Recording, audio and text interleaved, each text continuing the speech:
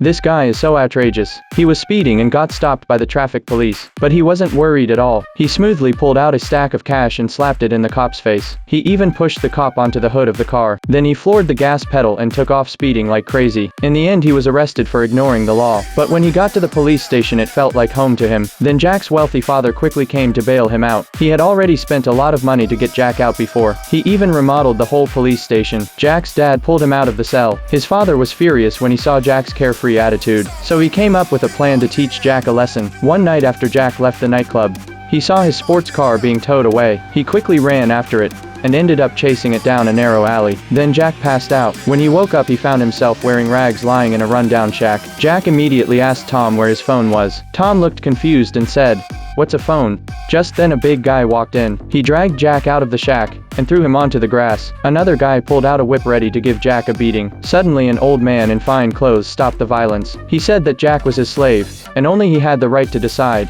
what happened to him. The old man told Jack to bring his horse over or else he'd get beaten. Jack was furious. He had never been treated like this before. He told Tom, "If you let my dad know you'll both end up in jail." Tom, looking sympathetic, said, "What are you talking about?" At that moment, Jack started to sense something was wrong and tried to escape. He ran and screamed for help, shouting, "Call the cops." But then he noticed that everyone around him was wearing ancient clothes. Just as Jack was about to climb over a fence, a huge bear appeared out of nowhere. Jack was caught by the villagers and brought back. No matter what Jack said about planes and cars, the villagers just stared at him clueless. That's when Jack snapped, realizing he had somehow traveled to a different time.